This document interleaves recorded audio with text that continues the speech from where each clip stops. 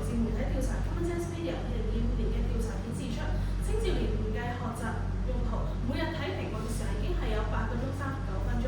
而喺2025年 Journal of Anxiety Disorders 嘅研究就發現啦，如果青少年每日用電子產品超過3個鐘，出現嘅焦慮風險係會增加2.3倍嘅。所以今日我方面話，呢題成立有一個原因，就係因為會導致精神客觀係一個精神焦慮係一個客觀嘅因素，而數碼排毒呢個方式係可以解決到呢一個情況。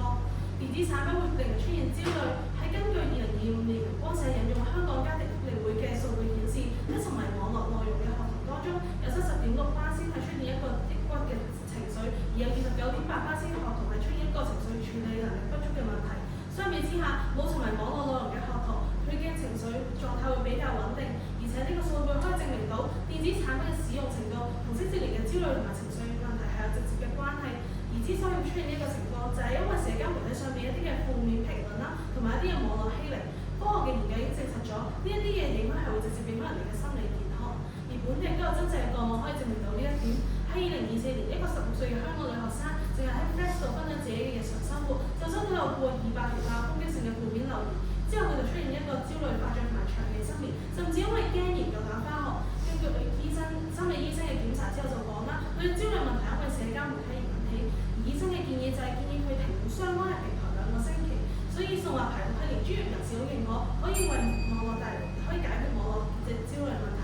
而除咗香港，外國都有一樣嘅個案可以俾我哋參考。Common Sense Media 喺2025年就記錄咗一個個案，一個15歲嘅青少年因為 TikTok 受到網絡欺凌而出現咗一個好嚴重嘅焦慮問題。之後佢就跟醫生嘅建議停止使用相關數碼產品2個星期。最後佢嘅焦慮數值係下降咗44%。另外，英國《Guardian》喺2026年嘅報導都提到啦，倫敦一個16歲嘅女學生因為 IG 受到大量嘅負面留言，就出現抑鬱同埋焦慮嘅問題。校方就建議佢暫停佢使用數碼產品1個星期。完成咗呢個調整之後咧，佢嘅焦慮問題減少咗35%，佢嘅睡眠質素都提升咗50%嘅。所以綜合一連串嘅科學研究同埋本地數據同真實個案，我哋可以知道嘅就係數碼排毒可以幫我哋隔開呢個精神焦慮，由源頭咁樣去令人減少焦慮嘅因素。所以我方認為數碼排毒的確係舒緩現代人精神焦慮嘅有效途徑。多謝。對方主編發言時間為2分23秒，需扣分。呢個清反方主編有3分鐘發言時間，準備好準備好。評判主席同各位大家好，有方主編舉出咗好多網上欺凌嘅例子，但學校都會出現欺凌問題，咁我哋又係要學校排毒啊？呢一點有方需要釐清清楚。所以有方今日界題其實極度不清晰。第一，有效係要治標定治本呢？第二，數碼排毒你冇界定到要脫離幾耐先叫有效排毒？第三，你主編完全冇指出過今日辯題衡量角度，而角度理應在於普遍人、普遍行業，否唔否認呢？以上3問，有方一副絕對要釐清清楚。所以普遍而言，數碼排毒絕非有效途徑，反而帶嚟以下2大弊處。第一，對有工作需求嘅人，數碼排毒會製造問題，加劇焦慮。有方要交代全球有幾多個地方有立法確保離線權而做得好呢？現代職場離線斷網其實會影響工作堆積問題。根據國際諮詢機構 Deloitte 全球用戶調查指出，超過70%嘅職場人士表示，隨時連線係維持工作心理安全同效率嘅必要手段。所以，如果美國股市暴跌，全球基金經理到底想手機上到網定斷咗網，唔使知呢一個消息呢？所以論點1要問你金融、物流乃至各種專業服務，甚至要隨時跟進病人病情嘅醫護社工，斷網會更安心，定會帶嚟可能隨時害人害己嘅擔心呢？第二，對唔係必然需要用數碼產品嘅人，數碼排毒會導致心理懸念同加倍焦慮。嶺大心理學系徐傑教授利用國際通用嘅無手機恐懼症問卷進行調查，發現坊間普遍進行嘅數碼排毒或強制限制屏幕使用時間，並冇真正解決依賴問題，因為手放低咗，心就更加牽掛，會同其他用手機嘅同輩比較，會諗各種可能錯過咗嘅信息。而研究結果係強行壓抑會令焦慮加劇，重新拎起電話嘅時候就會報復性狂刷手機，陷入強行離線、更加牽掛、加倍焦慮嘅惡性循環。而亞姆斯特丹大學研究咁指出，強行關閉通知後，實驗用戶每日仍然平均解鎖手機86次，使用時間冇減少，反而加劇錯失恐懼。所以論點二要問你，報復性反彈係唔係事實？情緒比冇進行數碼排毒更加焦慮，本地同外國都有研究證實咗。咁你方又有冇任何嘅科學證據去反證以上事實呢？期待有方就上述問題負責任一一解答。多謝大家。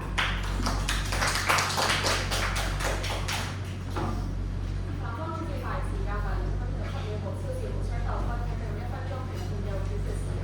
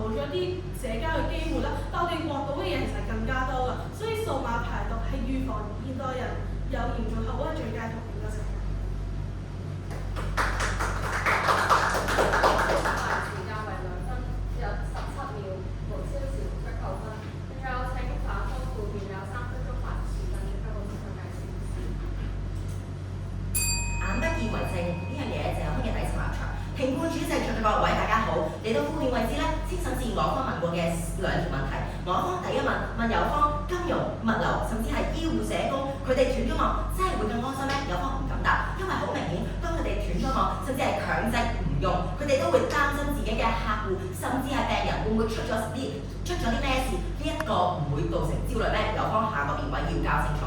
所以有方第二問㗎，問有方報復性反彈係唔係事實呢？但有方只係好尷尬咁回答，將佢變成習慣咪得咯。但有方同我欠缺論證，因為有方冇論證過，可以點樣變成，如何變，用幾長時間去變，都冇論證過。希望有方下一個辯位繼續論證清楚。所以有方話報復性刷手機係報復性嘅人比較多啊，定係可以變成習慣嘅人比較多啊？但阿姆斯特丹大學就證實咗，強行戒斷之後，屏幕使用嘅時間都會激增喎。主辯講嘅係平均次數，都唔係有方嗰啲少數例子㗎。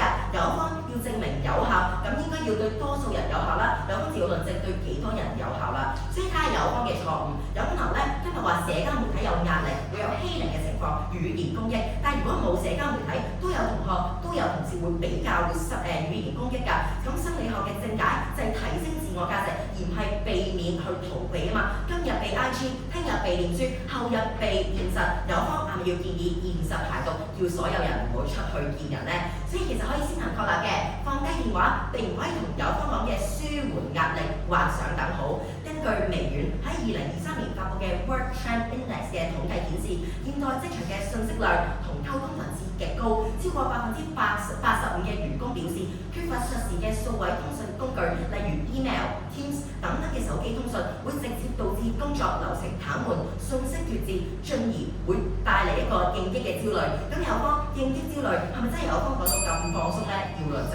所以阿姆斯特丹大學2024年嘅研究都同我哋講咩啊？進行強制數碼排毒嘅人喺排毒期結束後嘅24小時內，其手機熒幕使用時間平均出現高達50%嘅補償性激增，產生嚴重嘅報復性刷手機現象。有方高舉嘅切斷延伸嚟緩解焦慮，就好似一個人腳痛嘅時候，你建議斬咗隻腳佢咪好咯？會唔痛呢？唔會㗎，因為有方講嘅數碼焦慮都係源於我哋對延伸器官嘅失控感，而唔係有方講嘅使用感。真正嘅有效途徑咪復健咯，而唔係切咗隻腳佢。所以當我方提出嘅數碼管理，正正可以避免數碼焦慮。所以今日與其好似有方咁數碼排毒，因而費食逃避現實，不如對準基因，做好基本嘅時間管理，培養數碼素養，去避免精神焦慮，對現代人先係最好最貼切嘅真正做法。多謝大家。當冇變發言時間為1分，6秒6超時無需扣分。應該進入自由辯論環節，雙方各自有3分鐘發言時間，先由正方發言到反方發言。咁如果準備好可以向計時示意。咁我想問下你，如果你講到嗰啲嘅工作咁罪嘅話，係咪攬住個手機去自殺？唔係啊，但係有乜嘢更有效嘅方法就係時間管理。所以你直接答啦，好多金融界人士有興趣望住嘅時嘅流動，但佢冇得跟進，壓啲樂趣，甚至影響工作焦慮嘛。時間管理咪就係今日講緊嘅數碼排毒，咪即係你一段時間唔用咁嘅時間管理咯。嗱，有可能我方所講嘅時間管理係有效定係合適管理，但係你嘅數碼排毒係一刀切直接唔用佢幾個鐘或者幾分鐘都好，但係有可能咁樣同逃避現實有咩差別啊？點解咁樣唔係有效？有分同我方咪多次論證過咯。當你一刀切嘅時候，佢只會喺床上即係佢哋嘅焦慮都係存在，你冇由根本性嘅根源去解決問題，點樣去舒緩焦慮啊？點解都唔係根本性咁解決問題？佢可能喺網上面多啲負面評語嘅時候，係啊，咁令到佢焦慮咯，有機會自殺嘅時候，咁我哋咪要用呢個辦法去解決咯。好，咁當現實都會有一啲語言攻擊嘅時候，係咪要逃避現實啊？我哋再諗辦法解決咯，呢一樣嘢唔係我哋今日討論嘅。好，有可能再諗辦法解決，個辦法係點樣咧？可唔可以論證一下啊？都係呢個同學今日討論範疇，我哋呢一點唔同有方同學爭㗎啦。有方同學我問多你一次，如果你講到嗰啲工作啊、醫療儀態咁重要啊，我哋係咪攬住手機去自殺？好，有方唔敢答，因為有方都知道套落有方嘅邏輯嘅話，係逃避現實呢一點係絕對唔成啦。有方問我係咪要攬住部手機自殺？當然唔係啦。但當病人見住個即係病人醫生會擔心病人嘅病情會唔會有惡化嘅時候，佢唔用手機係咪對佢哋唔會咁焦慮啊？咁但係而家講緊就係，如果我唔用數碼排毒呢一樣嘢嘅時候，我用手機嘅時候，我有機會喺網上見到啲負面評語嘅時候，有機會自殺嗰個心理疾病，可能呢點係同唔同意？有可能唔會再重申呢一點啦，不如你直接答我啦。如果網上真係會有惡意嘅評論，會有人身攻擊嘅話，現實都會出現，學校都會出現，係咪要學校現實排毒啊？唔係，都話呢一個我哋今日討論嘅，我哋可以再諗辦法。有冇同學問到你一次啦？如果我而家講緊話我唔用數碼排毒嘅時候，我有機會受到網上面嘅負評嘅攻擊嘅時候，我有機會自殺呢？呢個方法同唔同意？冇，即係有方3個字概括就係冇辦法。所以問翻有方同學啦，心理學上證實咗強行斷網會產生錯失恐懼。當佢脫況嘅時候，更加會恐懼，更加會焦慮，何談呢一個舒緩焦慮啊？嗱，我同你答咗我先啦。你覺得如果一個人佢唔用數碼球呢個方式嘅時候，佢會有受到負面嘅批評嘅時候，佢係咪佢會有焦慮嘅時候，就應該放喺上面？呢一個咪就係現代人需要學習嘅嘢咯，就係唔好理啲惡意評論，好嘅評論先接受，但係惡意嘅評論唔接受，所以有可能都唔答我方究竟現實係咪要排到？所以再問都有方同學啦，會錯失恐懼，談何舒緩焦慮啊？唔係，就係講緊話，可能其他人評論嘅時候，你可能睇到個好嘅評論，係啊，但係下邊一個係一個唔好嘅評論嘅時候，你睇到嘅時候，你咪會有嗰個焦慮嘅時候，可能你一點咪同唔同意？有可能唔好反問住我，翻問緊你嘅係當醫生唔知道病人嘅情況，佢哋仲會產生錯失嘅恐懼喎，會唔會更加焦慮啊？但係而家同你講緊係，如果有人唔用數碼球呢個方式有機會自殺，呢一點有可能就覺得佢仍然唔應該用數碼球嘅方式，由得佢自殺。有可能請問有幾多人會自殺？你講嗰啲孤例究竟佔幾多咧？就係喺 Facebook 上面又有好多惡毒嘅評語嘅時候，可能有人見到嘅時候係啊，佢就去自殺嘅時候，可能點樣控制呢個情況？有可能邊一份數據同你講 Facebook 有幾多份嘅惡意報告、人身攻擊？請指出。佢就係有一個喺 Facebook 上面16歲嘅女學生，佢受到一啲超過200條嘅負面評嘅時候，最後搞到佢自殺。有可能我咪覺得咁樣仍然應該查。我呢一個只係一個孤例，所以我翻嚟討論緊嘅係大部分人係金融業、醫生業，甚至唔同嘅其他工作領域，都需要用數碼產品嘅時候，有可能點樣確保佢哋唔會焦慮？嗱，方頭先你就講金融啦，咁金融嘅話，如果佢有焦慮嘅時候，如果佢要最後去自殺，方頭你係咪真係同意咗佢應該係攬住手機去自殺？咦，有可能要論證，唔好只談空説，有可能要論證究竟金融業有幾多人係睇住個市，然之後股市急跌會自殺啊？而家唔係講話佢股市急跌會自殺，就係可能喺網上睇到啲負評嘅時候，可能有人話佢唔好啊，邊啲唔好嘅時候，咁樣會令到佢有心理層面嘅時候唔好嘅時候，佢會有機會令到佢有焦慮疾病嘅時候，同埋有自殺機會。方頭呢啲係同意。有可能唔好讓重申呢一點啦。我方最後問你一次，有幾多啊？定係你嗰一個16歲仲有幾多？請論證。一條人命仲唔夠死啊？唔係一條人命非常重要，但當我方論證緊嘅係大部分普遍性，所以普遍性呢一個戰場有方好明顯，我方得勝，所以有可能再打翻我啦，會有報復性渴望點樣解決？嗱，方頭覺得一條人命我哋應該唔理啊，即係可能一兩條我哋都應該由得佢死咁樣就算。我方嘅邏輯從來唔係咁，而變係要我哋討論嘅係普遍性啊嘛，而我方論證緊嘅就係有報復性渴望，會更加地用數碼產品如何解決啦？咁樣就係咧有一部分人同你講，佢睇完網上嘅評語嘅時候，佢有機會係會自殺嘅時候，呢一部分人係需要去理佢，所以我哋咪需要核實呢個方法咯。我方明白，有方咧係憐憫呢一啲人，我方咧都覺得佢哋好慘，所以數碼排毒咧正正係會令佢哋報復性渴望、報復性刷手機，令佢哋再面對多啲負評咯。即係可能我哋都係同意呢個做法，只不過應該係拉長呢個時間去改善一個核實。如何改善？請論證。咁我哋咪可以將佢拉長呢個時間咯。可能過咗呢段時間，佢真係有呢個問題出現嘅時候，就可以再實行呢一個方法嘅時候，咁係為咗分行你嘅。有可能有乜嘢方法可以拉長嗰個習慣時間啊？可唔可以解釋下我究竟可以點做咧？唔係拉長個習慣時間，係拉長你嗰個數碼排毒嘅時間。如果唔得嘅話，咪可能再俾第二次數碼排毒嘅機會佢咯。咦，可能好奇怪，再拉長嘅話，咁嗰啲醫護工、嗰啲社工咪更加焦慮咯？何談舒緩焦慮啊？咁咪睇下佢嘅個人能力點樣咯。如果你真係好似有個人講到咁誇張、報復性咁樣㗎，咁佢根本就真係唔應該用社交媒體呢樣嘢啊嘛。我有可能立場佢啦，有可能睇佢個人點樣，但係我方論證緊嘅係普遍性，所以我方再次強調普遍性呢一個戰場，我方得勝。所以再問有可能話啦，報復性，多謝各位。打拖大時間呢個誒情況就係好，最解大家好。頭先我同我哋講話咧，有啲唔同金融啊、醫療嘅人啦，咁但係佢哋最後嘅後果係咩？可能都係話，可能嗰一刻係有煩惱啦。但係原來我方而家今日講話，你唔用數碼排毒呢樣嘢嘅時候，你最後係有機會係得嚟。之後循環節結束，現在進行1分鐘預備準備時間。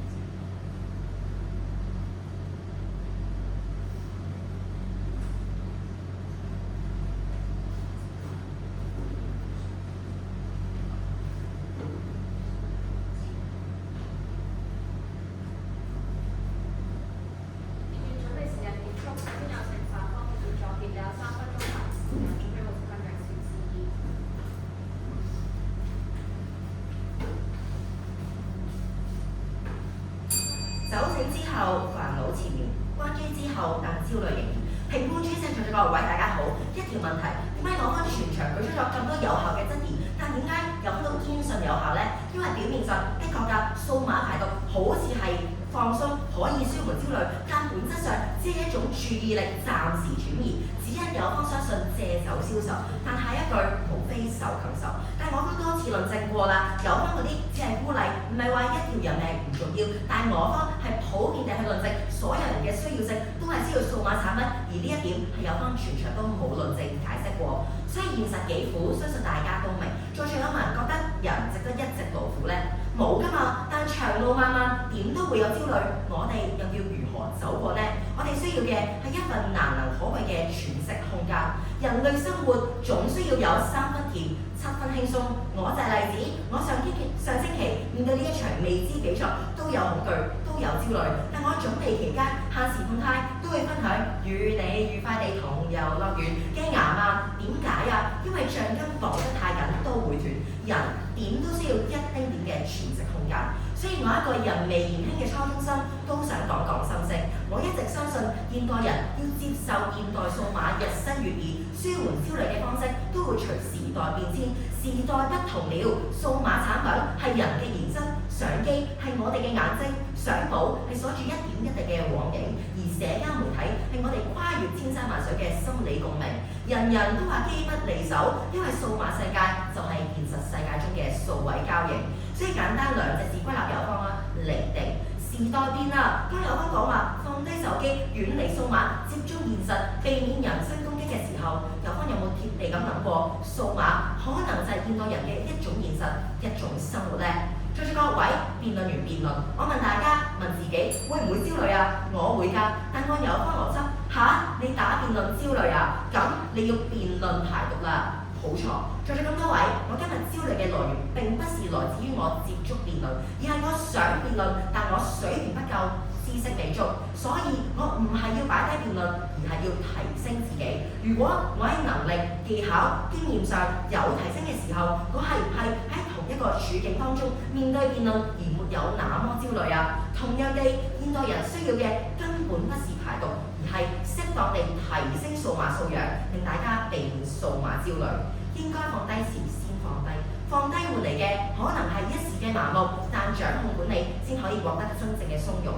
所以一個好嘅舒緩焦慮方式並不是有方想得咁簡單，而係要落寶地，要貼地，更要貼合現代人嘅民心。多謝大家。有方結業發言時間為2分56秒無超時無扣分。現在再有請食方結業有3分鐘發言時間。最主要大家好，所以今日一句總結有方堂嘅立場，就有方堂就同意啦。為咗呢件事，我覺得好驚啊！或者應該係大過一啲有機會係自殺嘅風險。而家大家可能諗唔到啦，而家呢個現代社會係點樣放低部電子產品？好似有方堂咁樣講，我哋根本就離唔開數碼產品咁樣。但係其實我哋離唔開，其實真係唔代表我哋唔值得做，更加唔代表嗰件事係錯㗎。所以總結今日嘅立場，我方嘅立場就係可以分為3個步驟。第一，電子裝備係會令到人焦慮；第二，數碼排毒可以切斷呢一個焦慮嘅源頭；而第三，科學同埋例子都可以證明數碼排毒係有效㗎。而家我都用兩條問題去總結全場。第一，雖然而家放低手機係件好難嘅事，但你寧願你最終嘅結果係有方堂所講嘅方便唔驚，定係你唔放低手機有機會令到心理疾病甚至係自殺嘅風險呢？所以點解今日方堂咁想我方去解點樣去變成一個習慣啊？因為方堂都同意啦，數碼排毒應該實行㗎，仲係應該去拉長嗰個時間，令到呢一件事係有效咁樣，去令到嗰個人係可以成為一個習慣。而且啦，有方堂今日頭先又話啦，我方好離地啦，但其實我方反而係今日可以分得清有人自殺同埋我為咗一件事而驚邊一樣嘢係比較重要啲㗎。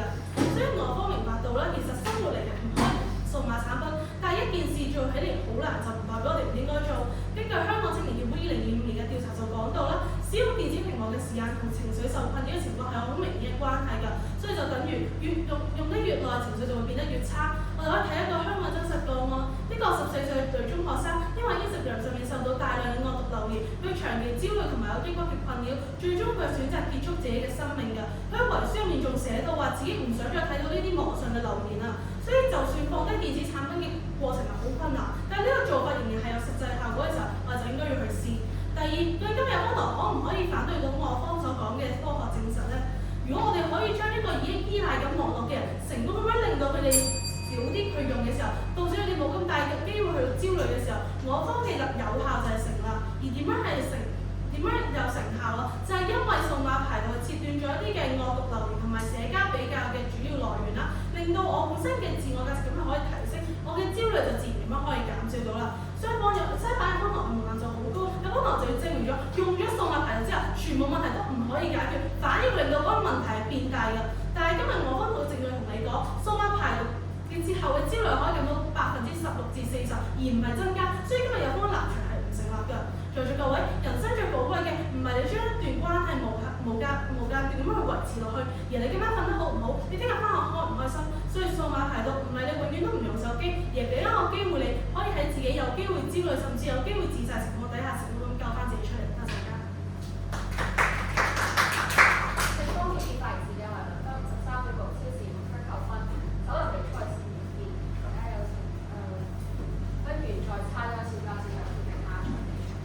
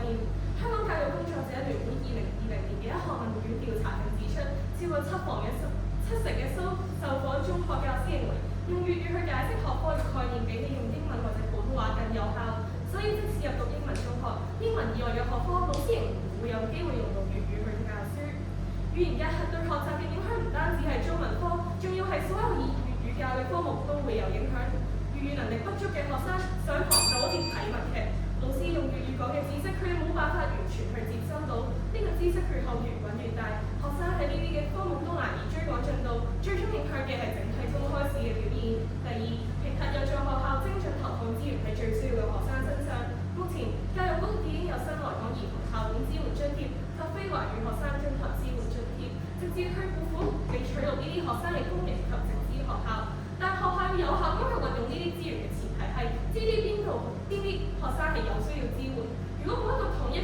機制，學校就只能靠老師嘅主觀觀察，有機會學生已經出現學習問題，先發現佢哋嘅粵語能力不足。呢個時候，寶貴嘅學習時間已經白白流失咗。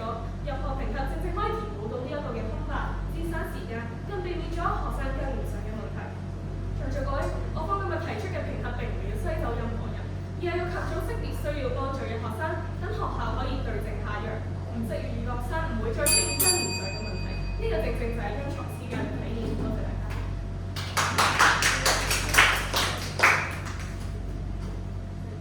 正方主辯發言時間為3分，零2毫，超時無需扣分。再請反方主辯有3分鐘發言時間，總計6分計算時。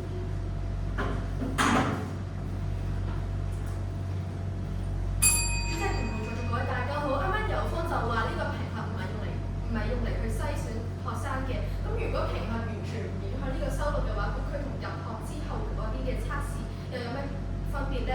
如果喺學生錄取之後，學校一樣可以評估佢嘅粵語水平，再安排分班小組教學同埋課後支援等等。對方必須論證點解你分一定要喺入學之前去進行，入學時候去進行。一切從定義出發，入學時評估即係學校喺錄取階段評核學生嘅粵語聆聽理解同埋口語能力，並將結果納為收生考量或者錄取門檻，直接決定學生能否獲得受教機會。而我方反對辯評原因有二：一、回顧教育機會平等原則。香港中學嘅學生來源越嚟越多元，近年有越嚟越多新嚟港學同非華語學生、少數民族學生入讀本地學校，但學生嘅粵語水準好大程度上係受家庭語言、居港年齡、居住社區嘅語言環境等學生冇辦法控制嘅因素所影響。粵語家庭學生自然佔咗優勢，但係新嚟港或者非華語學生就會因為接觸粵語時間較短而傳閱劣勢。呢個反映嘅係背景嘅差異而唔係能力嘅高低。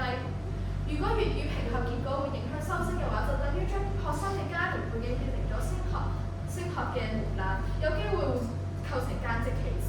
語言往往同種族同埋文化背景密切相關，而粵語設限等於對非華語同埋少數民族學群體造成唔成比例嘅打擊。評議會已經明確提醒學校缺乏充分理據嘅語言要求可能會違反種族歧視條例，一旦面臨法律挑戰，學校將承受唔必要嘅控訴風險。第二，評核嘅效用成言資源投放錯配。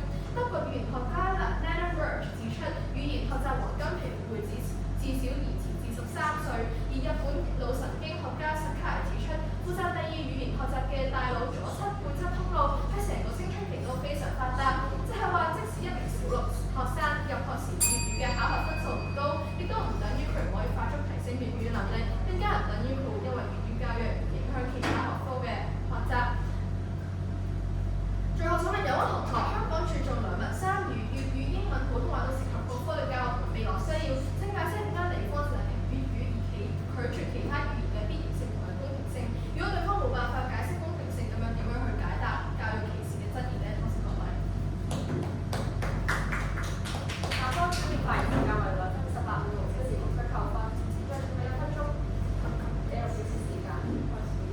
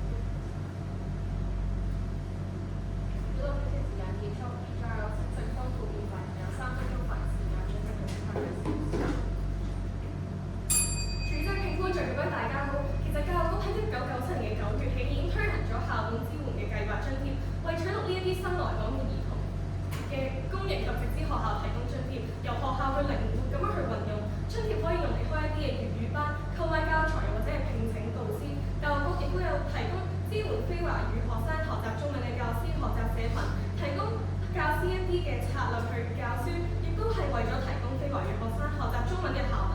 可見其實教育局現時係有做一啲嘅係會提供一啲資源俾呢一啲嘅學校，但問題係如果學校而家唔平衡學生嘅粵語能力，我哋點樣可以將呢啲資源有效咁運用到有需要嘅學生嘅身上呢？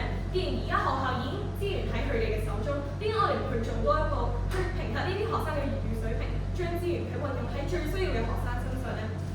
有方學校同我哋講話，呢個評核有機會造成一啲嘅標籤效應，又話唔平等，因為我哋冇即係啲學生冇得去決定佢哋自己嘅語言好唔好啦。但係就我方今日主張嘅係全民評核，即係所有學生入學前都要做呢一個嘅評核，而唔係淨係一啲非本地學生。做法其實同入學之前嘅分班試一樣，所有學生都要考，所以係冇針對性。評核結果其實唔會影響呢一個嘅取錄資格。其實有方話我哋做成標籤啦，但係標籤嘅關鍵係我哋點樣去處理呢啲評核嘅結果，而唔係評核嘅本身。所以如果今日我哋用呢個評核結果去提供支援嘅話，呢個並唔係標籤，而係因材施教。如果本地學生同埋非本地學生我哋都評核，咁樣都叫標籤，咁入學時我哋做嘅分班試又係咪標籤緊啲學生呢？有方同學又話我哋其實可以用其他語言，可以用英文，可以用普通話啦。我方唔反對，但係學生學習應該係用佢哋最舒服、最有效理解課題嘅語言㗎嘛。咁既然而家我方主編都已經舉出咗有98%嘅學生嘅母語都係粵語，點解要逼佢哋用一啲唔適合嘅語言，一啲佢哋冇咁好嘅語言去上堂呢？就算有方認為我哋應該即係學校應該用英文或普通話教啦，都應該先評核咗學生，睇下邊種語言係真正最適合佢哋學習。有方又話，即係啲學生可以自己去學習粵語啦，即係可以上堂嘅時候自己去慢慢吸收。但係而家我方見到嘅12至17歲人士係用6.28，即係1.3萬嘅中學生係完全唔識講粵語，咁自己學呢個係可以嘅。但係而家我哋需要解決咗我哋眼前發生緊嘅問題先。如果今日有方唔同我哋做呢一個評核，就決定我哋應該用英文，應該用普通話去教學啦。咁點解我哋唔應該做咗呢個評核先？佢先知道學生係邊種語言最適合佢哋學習呢？多謝大家。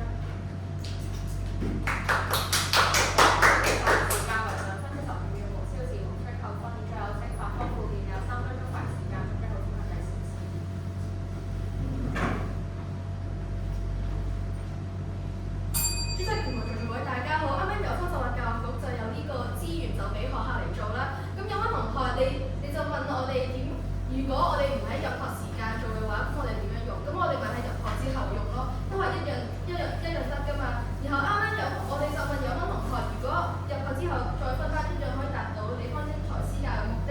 咁理科點樣解釋？一定要喺入學時候做，但係啱啱完全冇聽到有方咁講，即係話有份嘅默認係得嘅。然後有班同學又話呢個測試就有啲似入學前嘅分班試，但分班試其實係喺錄取之後先再進行嘅。咁我今日混淆咗入學前篩選同埋入學後資源，有冇一直強調入學評估係為咗了解學生需要，從而提供支援。但係如果學生因為粵語未達標而被拒絕錄取，學校根本冇機會去接觸呢名學生，更加冇可能向佢提供分班課後輔導同埋訓練等等有方向嘅支援。因此，對方嘅論證自相矛盾。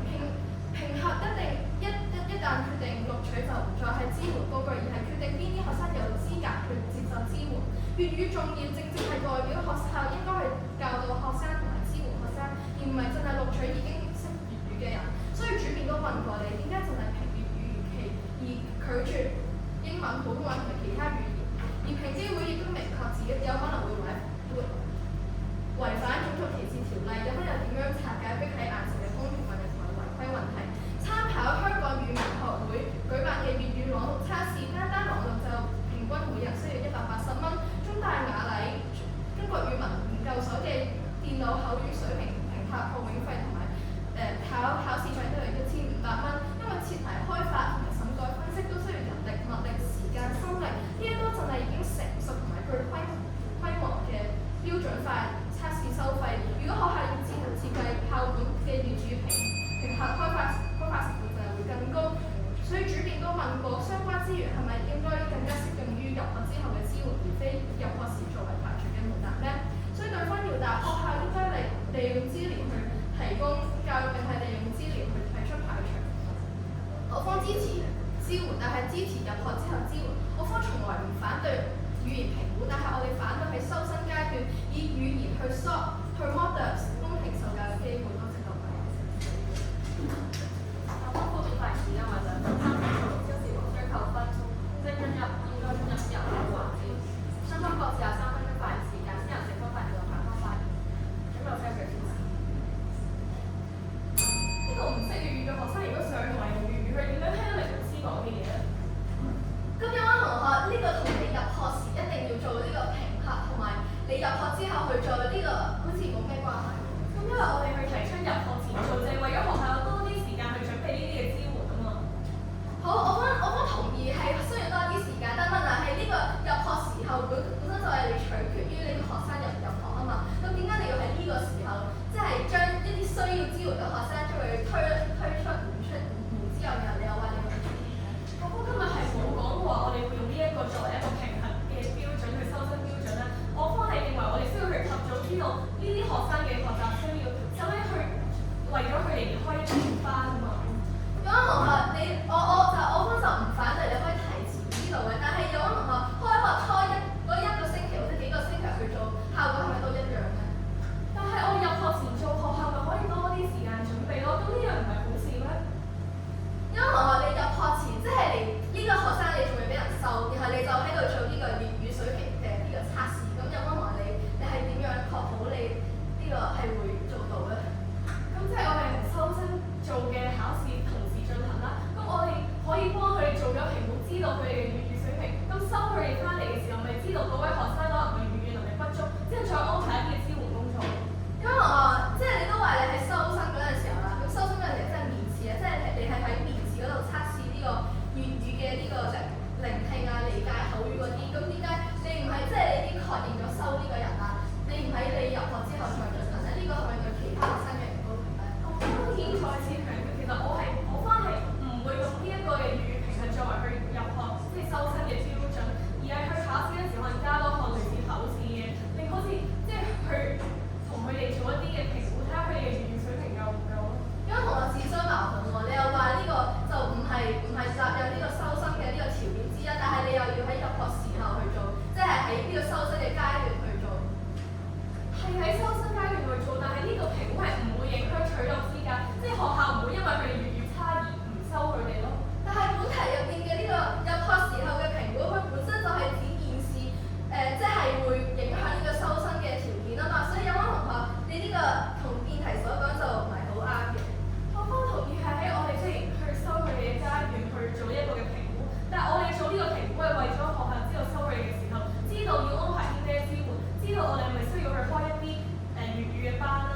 咁其實我方都已經其實好多次咁樣去強調，佢係唔會作為一個篩選工具，即係令學校可以知道邊啲學生需要支援咯。好，我哋當好似李科咁話，呢個測試完全唔影響呢個錄取。咁想問下佢同入學之後嘅呢個測試有咩區別咧？我方都講咗俾多啲學校時間學校去準備，去開一啲類似一啲去分班，將佢哋啲學生分流咯。我有位同學呢個時間係幾多？你入學嘅時候呢個面試，佢離你個分班試好似都唔係差得好遠喎。咁但係早啲點解唔好？即係既然佢唔同時間做嘅成效，其實都差唔多啦。咁我哋早啲做嘅話，學校就多啲時間準備。咁呢邊唔係好事咩？點解我哋等佢開學之後，可能到時學生都已經出現咗呢一啲嘅跟唔上嘅問題？好啦，有位同學你都話呢個時間咧就冇所謂嘅，咁即係入學時候咧，同埋入學之後咧，呢個測驗係咪都係可以都可以二揀一咁樣？我係話早啲做佢嘅成效，即係雖然佢嘅效果最終達成目標一樣啦，但係學校多啲準備時間啦，咁咪會更加充實，對啲學生更加好咯。咁點解你方認為我哋應該係入學之後去做咧？有位同學有冇任何資料去證明你越早準備呢個效應會變高啊？咁越早準備梗係越好啦，因為你越早知道邊啲學生有需要去幫，越早去準備呢一啲嘅支援去安排咯。係啊，可能你越早準備之後，你可唔可以越早去支援佢先？即係佢都未入學，咁你提早準備嚟，咁你都係一段時間去支援㗎嘛？咁你等到佢入完學，到時都已經太遲啦。即係到時你入完學先去做呢一個評核嘅時候，其實都係冇入學做嘅成效多。哦，咁有可能係諗住喺暑假嗰度係進行支援啊？唔係進行支援，而係安排支援。如果你太遲安排支援嘅話，到時學校都已經開咗學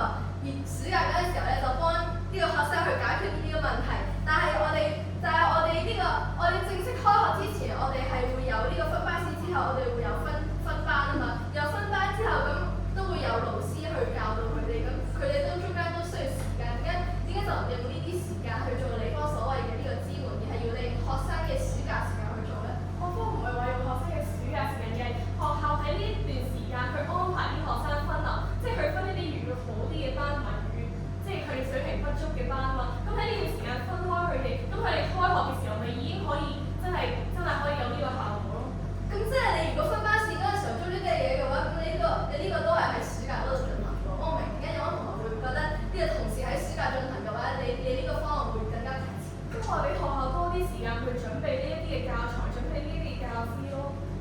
咁多幾多先？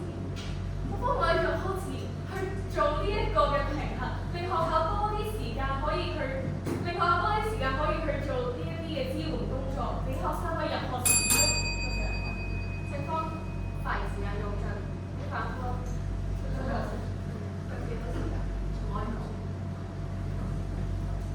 其實可能就一直喺度講緊去提前去準備啦，但係有可能一直冇交出任何資料或者例子去證明，因此有可能都分辨唔出呢個入學時候去進行呢個評估同入學之後嘅區別。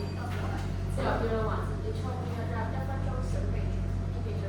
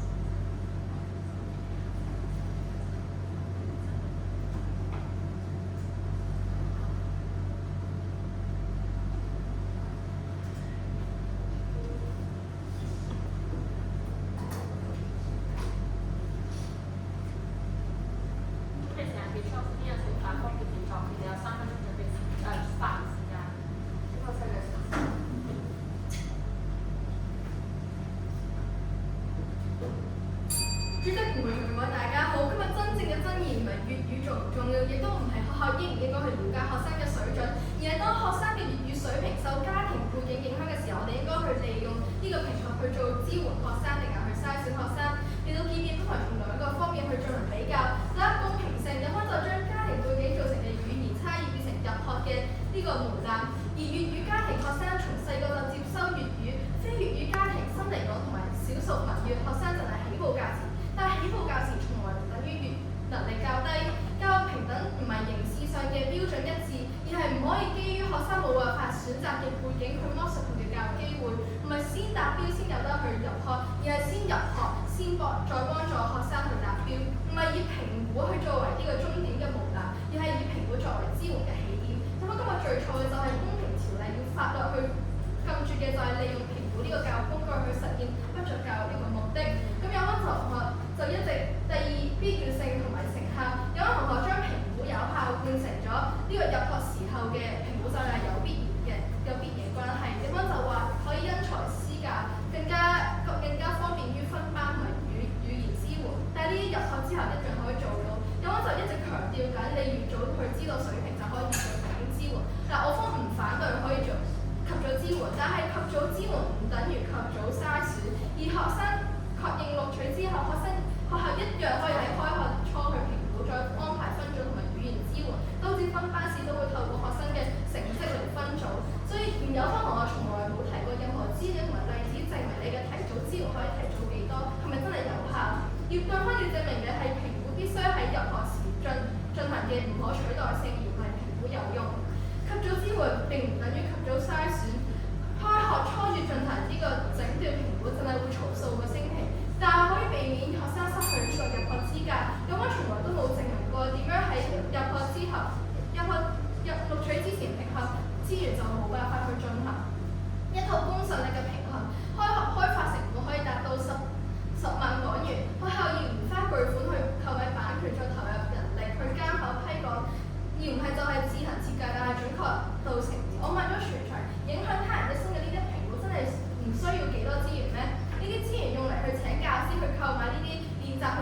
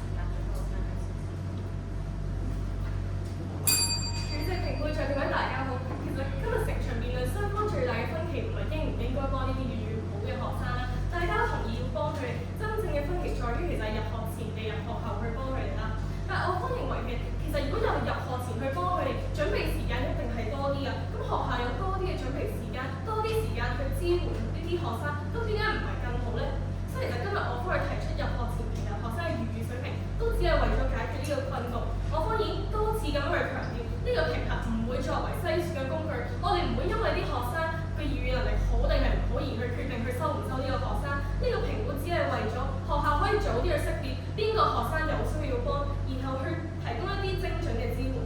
評核只係其實係第一步，支援先係最終嘅目的。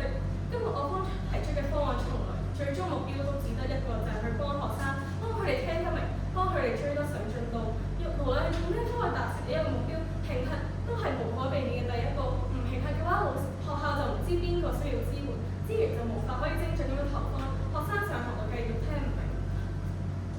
先睇下今日有方犯下嘅錯誤，混淆概念。有方將我哋呢一個嘅評核描述為一個嘅篩選工具、標籤歧視啦，又話學生喺呢個家庭長大唔係你可以控制。但係其實我方今日已經講咗話，我哋呢個評核係適用於所有嘅學生，即係就算你係非本地學生，你本地學生，你都需要去做呢個評核。咁其實係冇針對任何人，所以我方唔明白點解有方一直喺度話呢一個係會造成標籤歧視咧？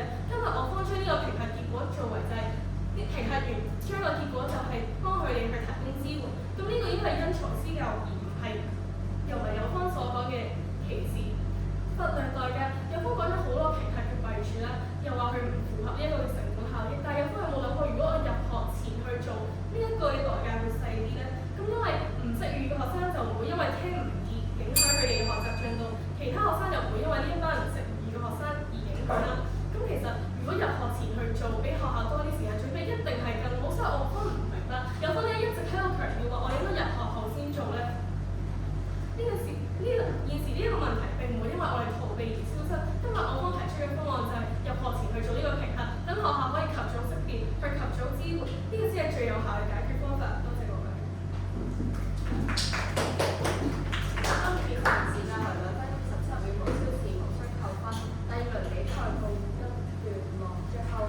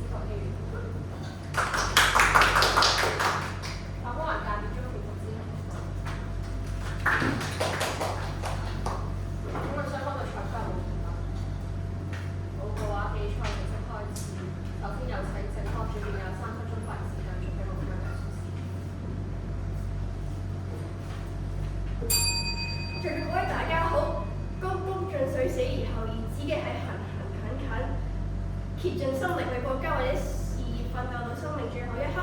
當初諸葛亮寫呢句嘢嘅時候，係因為佢深知道續漢根本就唔會成功，局勢絕望，先至唯有選擇用生命去行咗。呢句説話合適現今嘅香港，正因為呢句説話嘅本質係要求人冇底線咁樣賣命，做到死先至肯收工。但係現今香港真正需要嘅係一個講求合約精神、身心平衡同埋制度管治嘅現代社會。當一種封建、非理性甚至殘害健康嘅舊觀念，硬生生咁套落去一個文明、科學嘅現代城市入面，根本就格格不入。我方反對辯題原因有二：第一，現今香港人需要合約保障同埋制度嘅管治。香港人普遍嘅教育程度高，具備專業嘅知識，講求工作效率同埋科學管理，而唔係盲目咁樣延長工時。同時，香港人有好強嘅公民意識，重視法治制度同合約精神。根據全球生活與工作平均指數，香港打工仔平均每週工時高達43小時，當中超過22萬人每週工作高達60小時或以上。以一個禮拜工作6日計算嘅話，每日就工作10個鐘。而香港喺生活同埋工作平衡排名，亦都係落後於日本等嘅亞洲地區。正因為咁樣，現今嘅香港人對勞工盡稅呢一種冇底線、瘋狂加班嘅觀念，一聽就會覺得好反感同埋好抗拒。喺現實嘅職場度，大家都會覺得呢一句嘢只不過係老細用嚟道德綁架同埋剝削員工嘅藉口，無論係政治定係企業。面對複雜嘅問題，你需要依靠團隊協作、專業分工同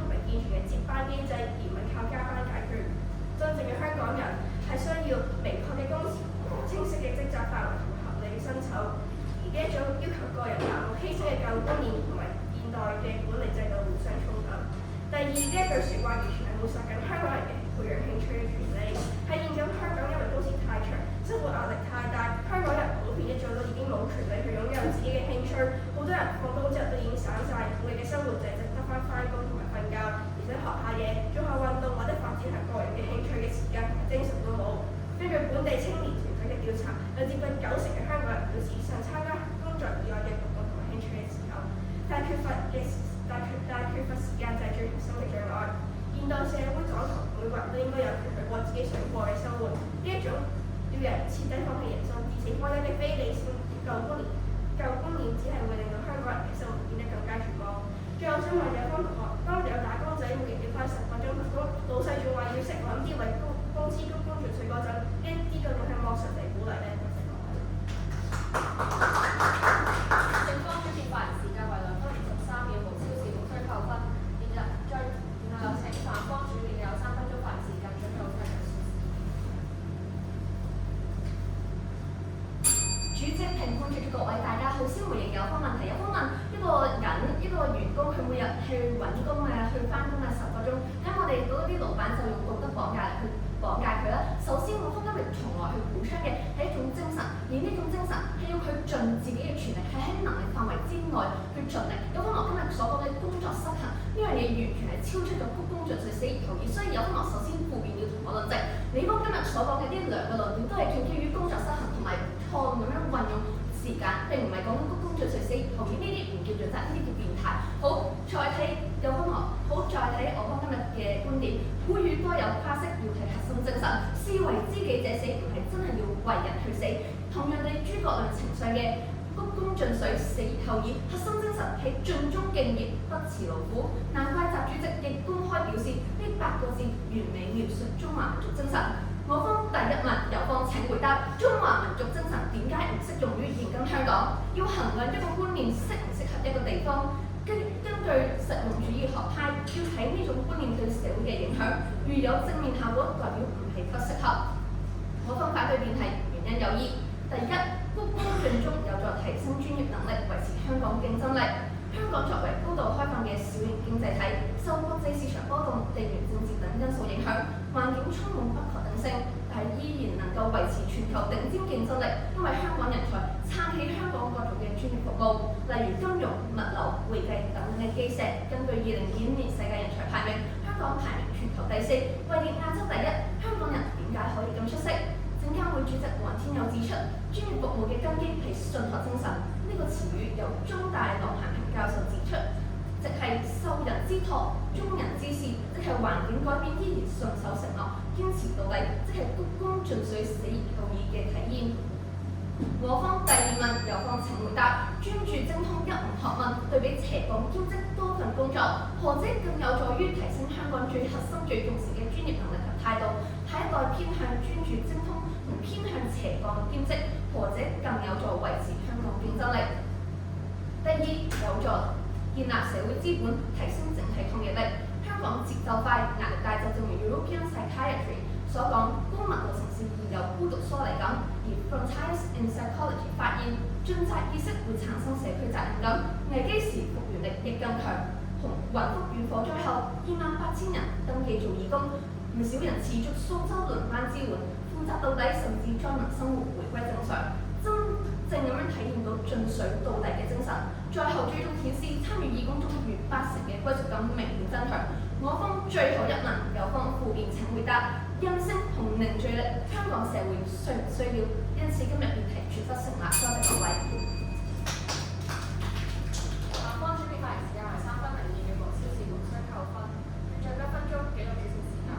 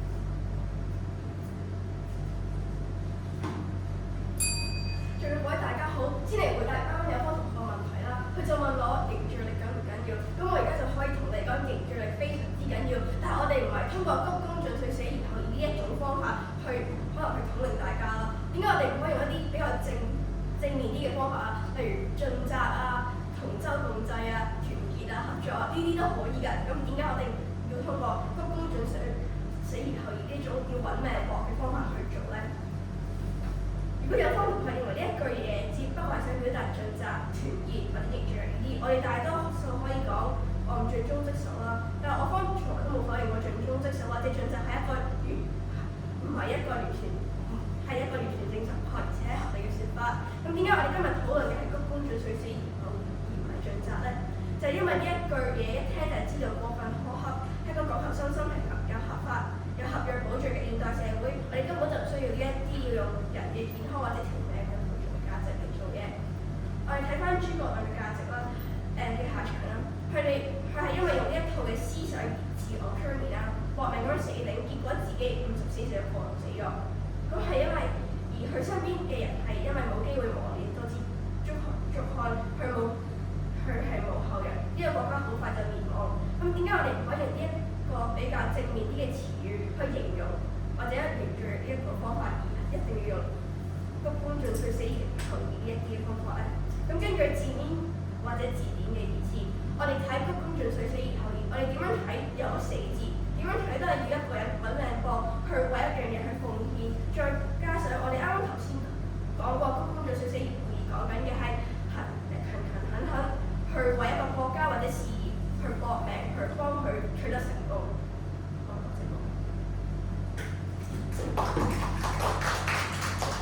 正方布表時間或者今次6.5小時扣分，再有請反方布表有3分鐘發言時間，應該唔得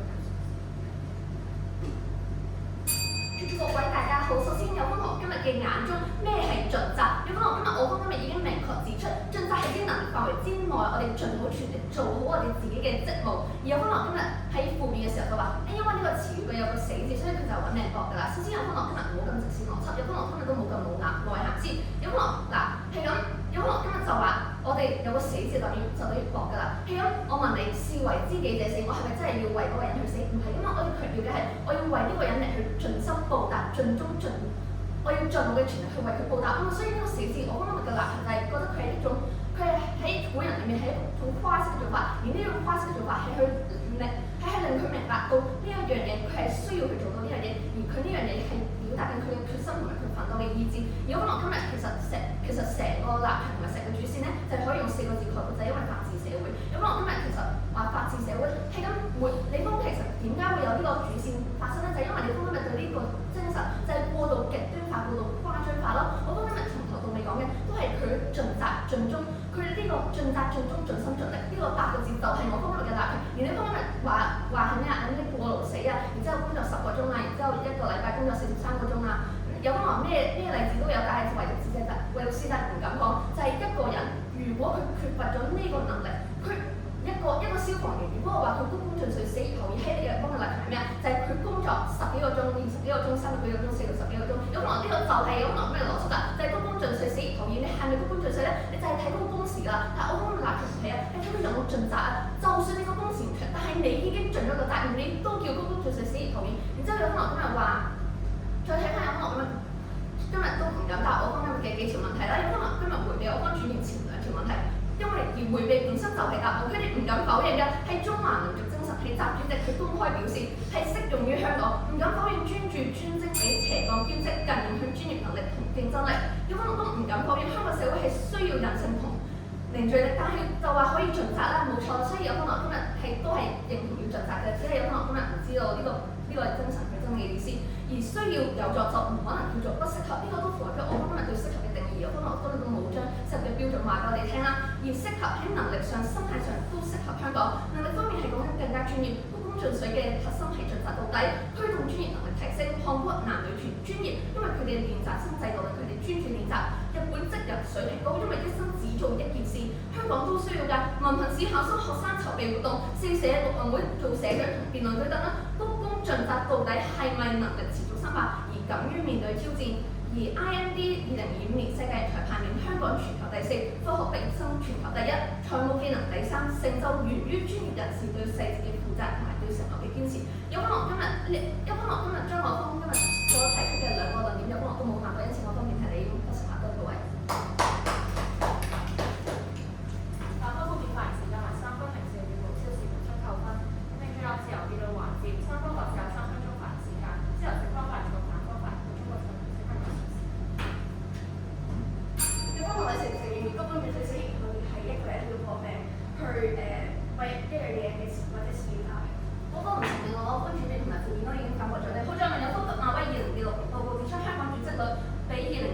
少1倍近1成，而歸屬感都比2020年高10%咁多。有方面承唔承認係有效果，亦都符合我方面嘅對適合嘅定義。不過我哋谷胱盡瘁死兒童咩事咧？有方面谷胱盡瘁死兒童，嗱有方面今日應該係唔係好明白谷胱盡瘁死兒童意係咩意思？喺我方今日就解釋8個字啦：盡心盡力盡責盡忠。有方面呢8個字，有方面可唔可以你嗱有方面今日其實完全冇分嘅喎，我方今日提出嘅任何一個效果嘅，因為凡係有方面而家揀任何一個效果同我進行發放。例如咧嚇，嗱，我方今日主編絕對講過嘅，嗱喺我而家就俾我哋啦，提升歸屬感同埋提升抗逆力，你而家反駁啊？我想問有方同學，你知唔知道谷胱盡瘁死兒童嘅究竟係咩意思咧？我啱啱係喺字典上面查過嚟，佢係講緊行行近近係為為一個國家或者事去打拼係要揾命講嘅有方同學。如果方我請問邊一個字典係講咩揾咩講？死。唔係，我嘅意思唔係咁，算啦，有可能應該都唔係好知道自己打緊啲咩嘢，有可能今日都係否認咗我今日所講嘅2個效果啦。而我今日對適合嘅定義就係佢有效果，所以對社會嚟講佢要個有效果，所以佢就係適合咯。有可能今日有冇其他嘅定義啊？有可能可唔可以質疑翻我方寫對適合嘅標準？我哋而家有個同學退啦，佢就唔敢承認點解谷胱盡瘁同埋死兒後意係點解係關於揾命講啊？又或者喺度否認緊點解盡責同谷胱盡瘁嘅分別？咁我而家同你講，盡責係喺一個能力範圍之內，佢同谷胱盡瘁死兒後意係完全唔同噶。但係今日我哋嘅辯論討論係關於谷胱盡瘁死兒後意，所以有方同學都會就係討論緊辯論之類。嚇唔係啊！今日習主席同我講話，谷胱盡瘁死而後業，佢係講敬業精神嘅最高境界。喺你而家係咪反對緊習主席嘅説話？好啦，今日有方同學你又退啦，你開始揾國家嚟威脅我。谷胱盡瘁死而後業呢啲字，我從來都係講緊要一個人為盡忠啱喎，但係佢係盡忠，不過在嗰個影響力係更加深，係一個人盡忠到要用死去保護另一個人。咁你係覺得呢一種方法啱嘅？嗱，我不厭其煩再講多次，呢句説話佢冇死嘅定義。有可能今日唔可以咁冇耐煩，見到個死字之後就瘋狂喺度攞個死字同我分割。我方今日已經講咗，有好多個古語，佢都有講死字，係咪有好多人估有死人唔係噶嘛？我話你幫佢打死咗，咁你今日又抹殺咗，唔係噶嘛？所以有可能今日唔可以咁極端化喎。今日嗱，有可能今日我再講多次啦，你方今日冇反對過我方今日兩個效果，所以按照呢個標準嘅話，我方今日已經食埋噶咯喎。有方同學你都知道，我哋唔可以用一個字去定義佢咩意思咧。但係今日我哋見到有方同學就將盡責同埋谷胱盡瘁死而後意呢一個字連埋一齊，你點樣解釋？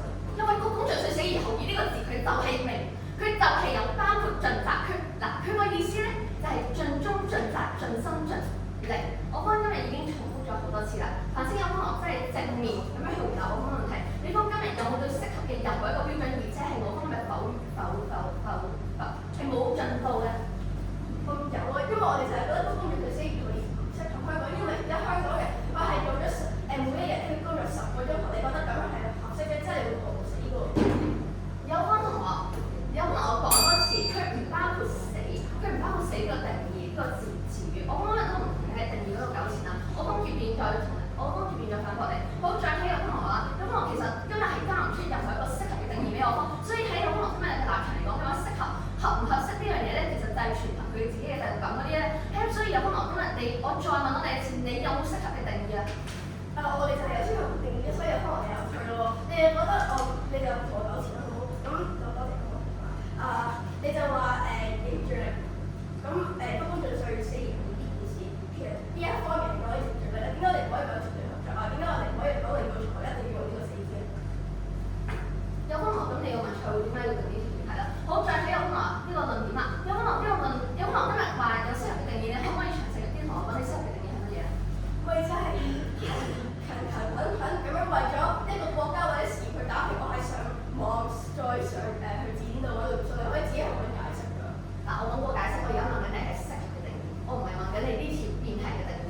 好啦，所以就係我哋谷胱盡瘁死而後意就係適合香港啦，因為我發現佢嘅解釋同埋你所講嘅盡忠盡責完全唔同㗎，同埋佢係呢一個成語根本就唔適合香港嘅。所以有方同學今日成場比賽咧，我哋打適唔適合，佢係冇一個適合嘅定義嘅。而家我方今日已經提出咗一個適合嘅定義，所以應該用我方今日呢個標準嚟衡量。我方今日呢個標準就係佢對社會有效果，所以佢就應該適合咯。而有方同學今日係話唔到俾我聽，而家呢個效果佢係唔適合用，唔係佢呢個效果佢係唔可以做到嘅喎。所以有方同學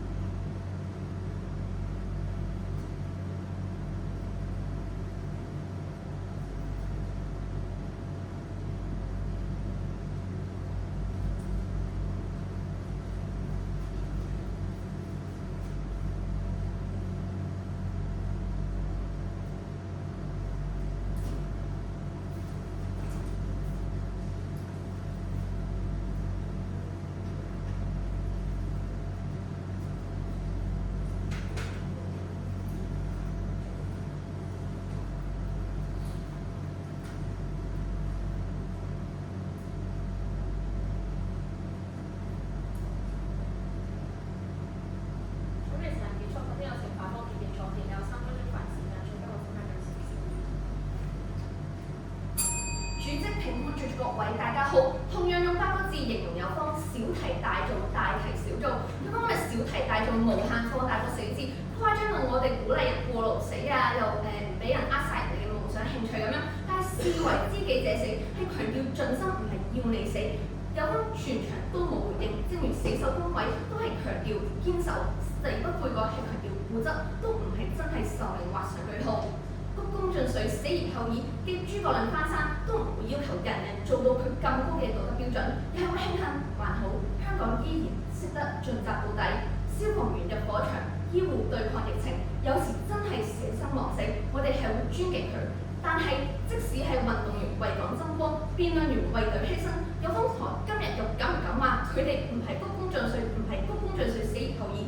而因為唔會㗎嘛，因為呢一句説話，佢同樣都體現緊呢一句嘅精神，即係盡力、決心、付出、堅持。有方大題小做，睇消社會，睇消我方提出嘅效果，睇消自己嘅論證責任。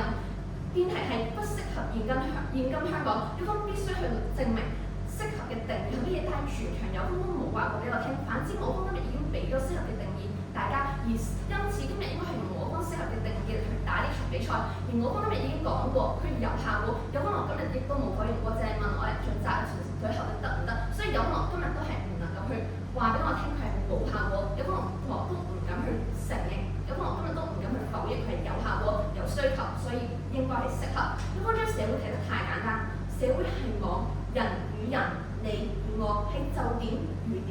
呢一張網堅唔堅韌，就係靠我對你盡心，你對我盡責編織出嚟。每當香港有難，香港人真係賣命支援，評判會唔會腦中都浮起一啲畫面？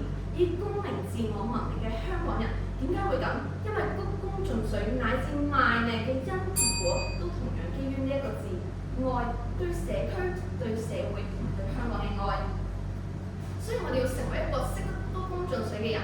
而我知道我未係，我哋太多身份啦。我係學生，我係辯論員，我係朋友，我係女兒，身份太多就責任難盡。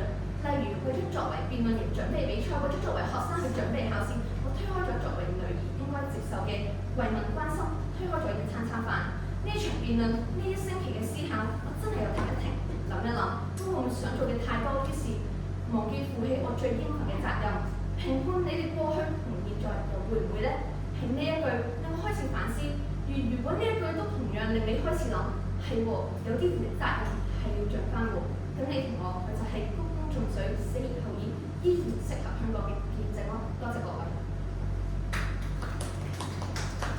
有方辯發時間為2分52秒6毫，超時無需扣分。最後稱直方決議發言嘅有3分鐘發言時間，總1個字句計。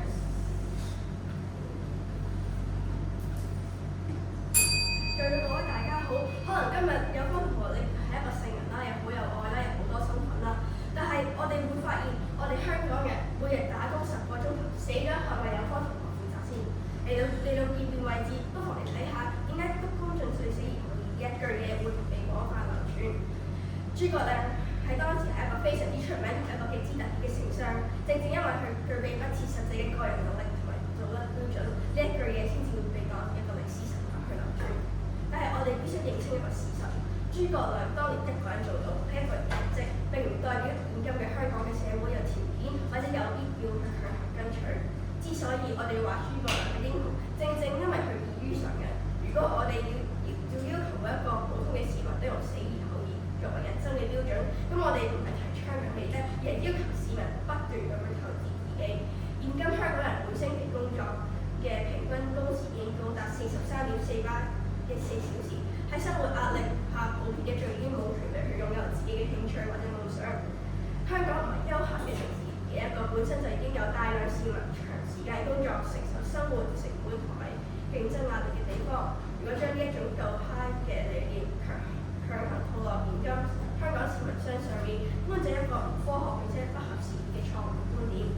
有冇覺得鞠躬盡瘁，死而後已合適香港，都應該同我有一樣嘅想法啦，想達成一個人人關愛同埋和平嘅願景，只不過我哋嘅方法唔同。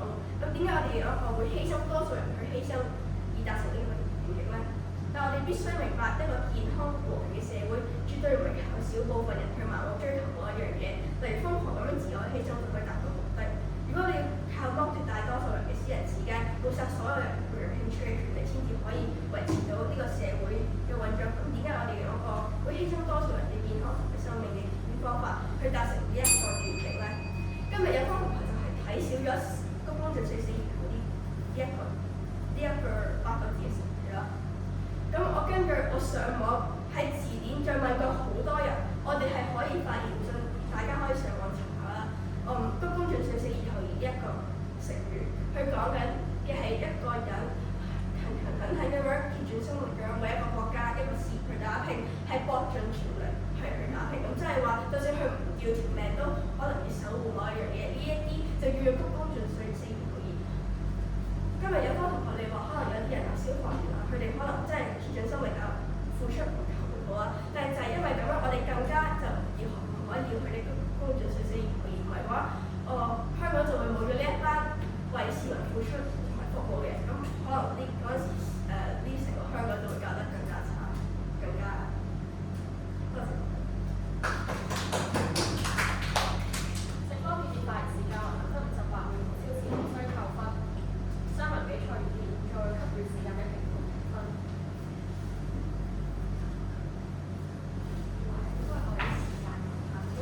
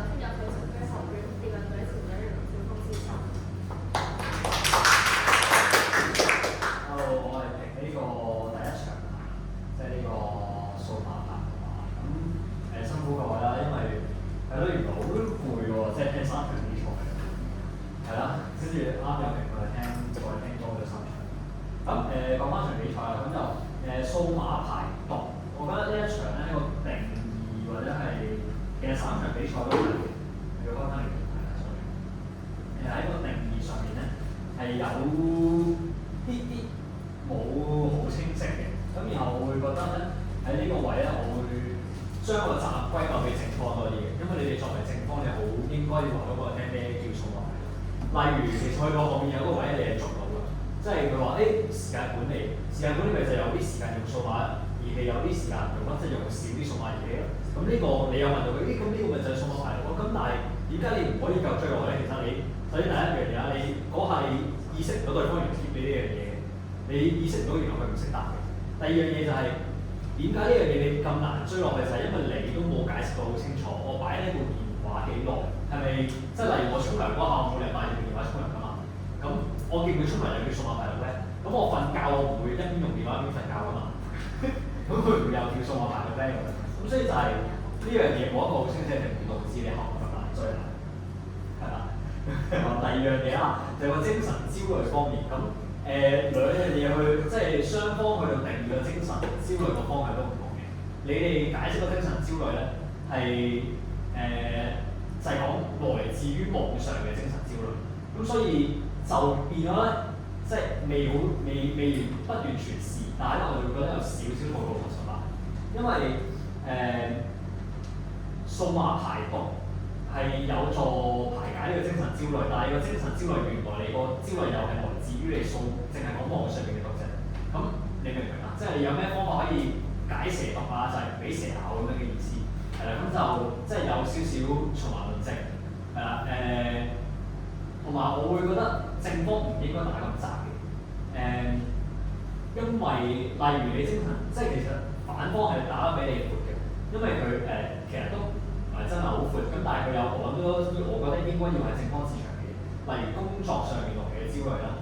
咁因為原來你工作同依家你網絡係密不可分喎，咁你工作會引嚟焦慮呢件事好自然啦，係咪？咁變相你唔擺低個手機，你唔擺低個數碼嘅話咧，你又係排解唔到你工作上面嘅焦慮。咁我覺得呢啲嘢都可以講，而唔係就係講欺凌，唔係就係講呢來自網上面嘅什麼 comment 咁樣。然後咧，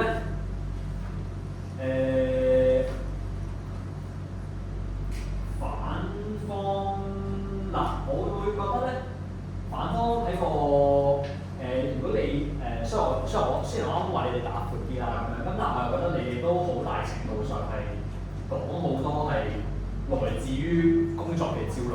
咁我覺得其實sorry 都係窄啦呢個感覺，因為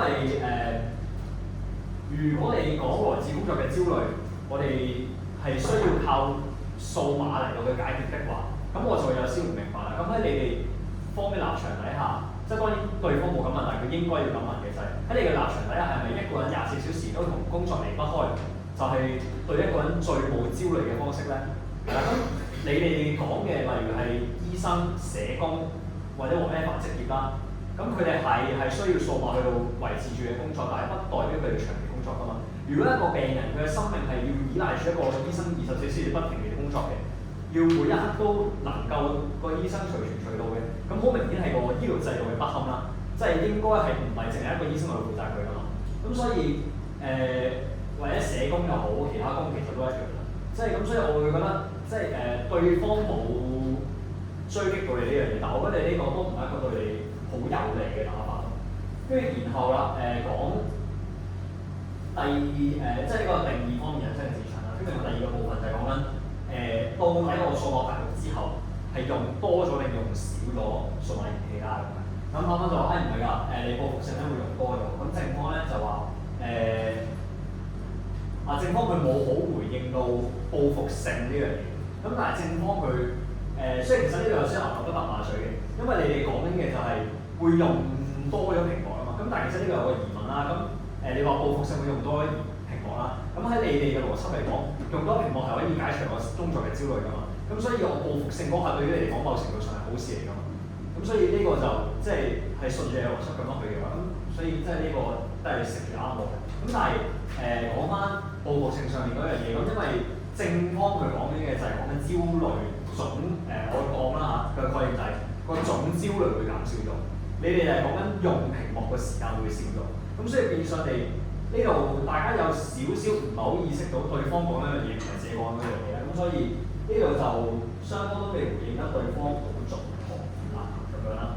跟住然後我會覺得正方同埋正方一個好大嘅問題就係全場不斷講會自殺呢件事。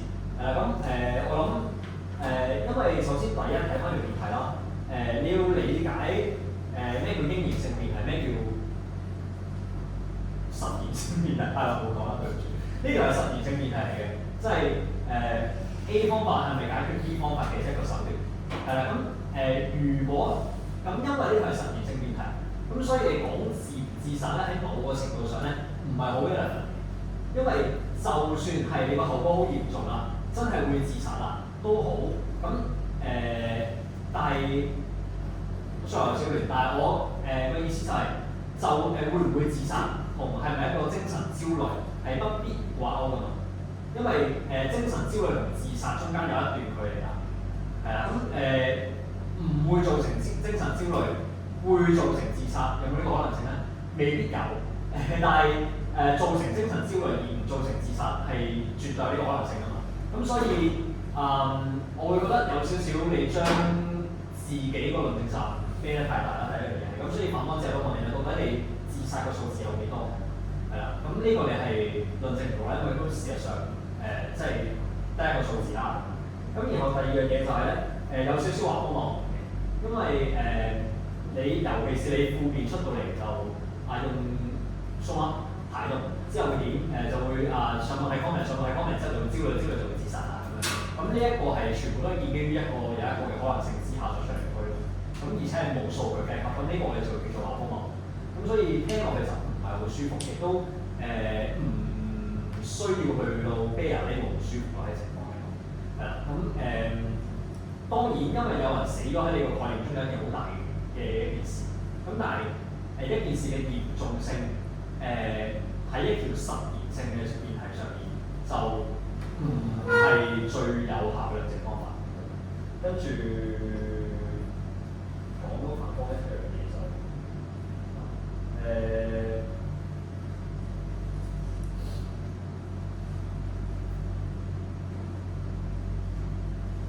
我覺得反方你哋第二個論點其實都已經盡咗你哋嘅責任啦，就係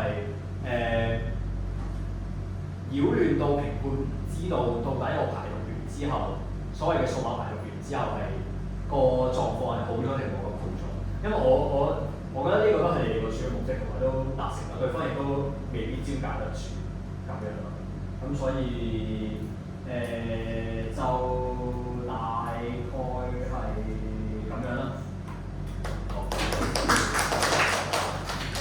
嗰個意見，然後請香港恒生大學與辯論隊副隊長林正恩小姐。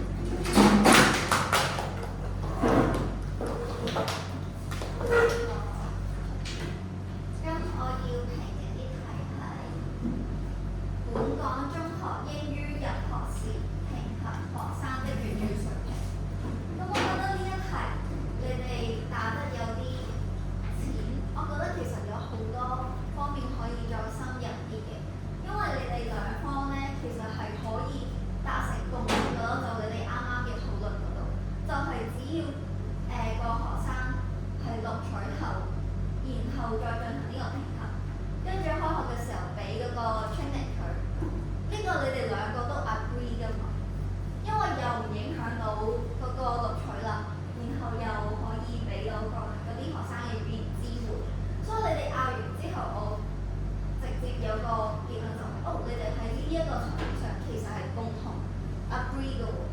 咁所以我覺得其實你哋有好多嘢可以再拗下，譬如話一個好重要嘅字眼入學時，到底咩叫入學時？你哋兩個可以大爭一下。咁對於正方同學咧，其實我覺得你未必需要採用入學前呢一個字眼，或者一開同我哋講你眼中嘅入學係咩？係9月1號入去學校啊，但係錄取咗就已經算入學咧？即係如果係9月1號開學前就叫入學前嘅話，咁可以喺錄取之後同入學前都有個時間去做，而唔影響到嗰個錄取結果㗎嘛。所以即係第一，你唔一定需要用前呢個字眼啦，你都可以同我哋講下你眼中嘅入學到底係一個咩嘅時間。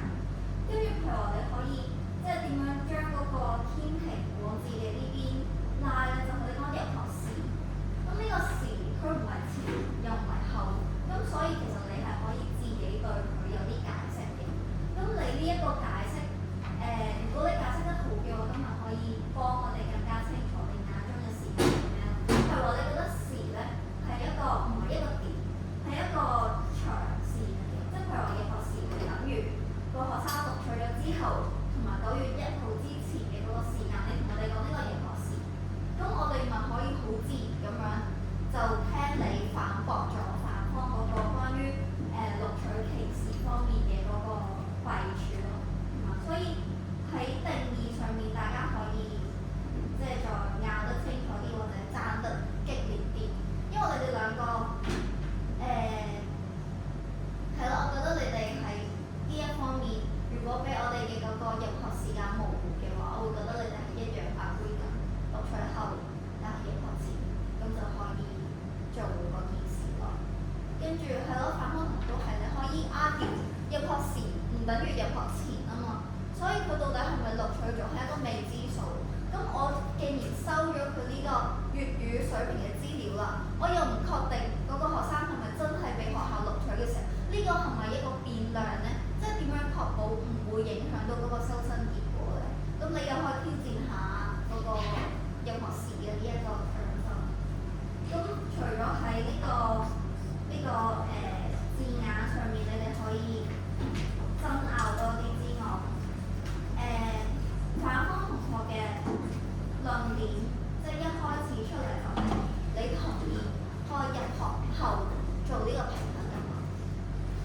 後你關心嘅問題係歧視，呢個係你最主要嘅一個 point， 因為你覺得有好多多元國家嚟嘅學生，如果咁樣會對收生標準有歧視啦。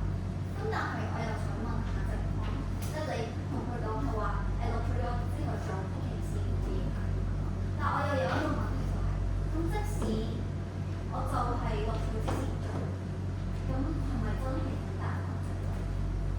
即係咪我要知道你嗰個粵語水平，就真係等於歧視你？係咪咧？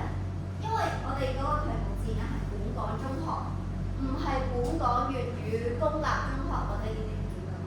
我哋有私立，我哋有國際學校，其實有好多，而且你自己都有講，政府係有俾資源我哋㗎嘛。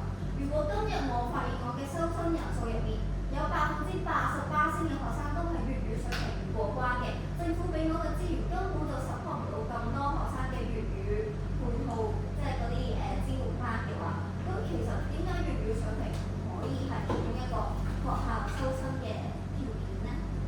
即係雖然你選擇同佢講話錄取咗之後唔影響收生，呢個都冇問題，但我都會有個問題，如果你可以嘗試下挑戰呢一點都好，即係唔一定，因為如果你將呢一點都挑戰埋嘅話，咁反方嘅嗰兩個立論，即係入學後評同埋歧視問題，你都可以拆解到咯，係咯。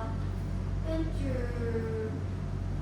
關於反方就係、我會覺得你今次嘅主線會有少少危險，即係你嗰個方案係入學之後評同埋嗰個歧視嘅問題啊嘛。咁但係我覺得正方同學係冇特別反對到啦，但係我覺得如果有挑戰嘅空間嘅話，其實係會有啲危險嘅。咁但係因為你係反方同學啦，咁因為你唔使講話全部中學都唔可以做呢個粵語平衡嘅，即係全部中學，你假設淨係得30間中學唔使做，你都已經成立㗎嘛，所以你可以話即係可以照做嘅，但係會唔會有喺你哋眼中係有啲 case 係嗰個學校就係唔需要呢個粵語平衡咧？即係好似啱啱講有啲國際學校，或者係我唔知香港仲有咩特殊學校，特殊學校都係有呢啲中學1級、2級、3級，即係你就唔使講到全部中學都唔做係最好嘅。即係如果呢一方面可能對你嚟講會輕鬆啲咯，但係我覺得你今日呢一個都可以嘅，但係真係如果要成立嘅話，嗰個篇幅就真係要多少少咯。因為如果譬如話歧視方面嘅話，我冇聽到太多support 嘅一啲論證，只係我知道咗佢粵語水平就等於我會歧視嘅話，呢一點未詮釋得好充分咯，喺我嘅視覺入面。咁我嘅評論就收到。即係評估嘅意見，最後有香港浸會大學中文面對咗條嘴嘅小小師姐。因為係最後嗰場高高在上嘅嗰場啦，咁就先收到晒大家，我覺得呢場價值辯題對於初中生嚟講咧嘅處理應該相對頭兩條係相對比較難少少，但係我覺得大家都有盡力處理嘅。咁我大概分3樣嘢講啦，第一樣咧就係標準上面，因為咧政府好嘗試去拗嘅一件事就係話，因為有個死字，咁所以喺而家嘅法治社會底下，要人哋攞條命去搏係唔適合嘅。OK， 咁冇問題嘅，你開呢個標準出嚟，但係咧會你成個主辯嘅架構咧會衍生一樣嘢。而今日雖然反方冇集中火力去攻擊呢件事，但係我覺得都對你哋嘅內容申訴上面有影響嘅，就係條辯題有現今香港4個字。咁若然你嘅打法係話俾我聽，因為而家係文明社會有法治，所以唔適合嘅話，咁其實你係打緊對於任何社會呢一個精神都係不適用嘅，而唔係 specifically 講緊現今香港。咁所以你呢一個嘅標準下咧，就會抽咗辯題嘅呢一個論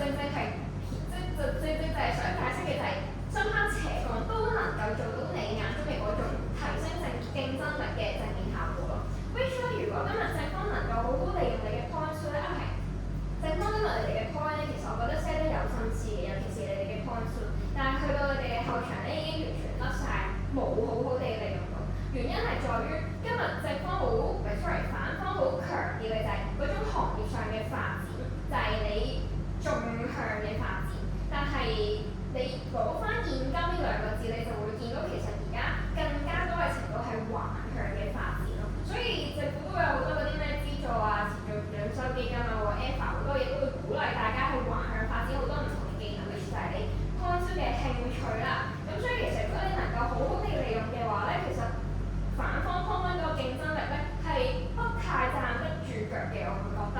咁但係即係當然啦，場上冇出現到，咁所以就好容易俾佢哋獲咗結論。有第二個反方嘅內容上面，我覺得可能要再諗一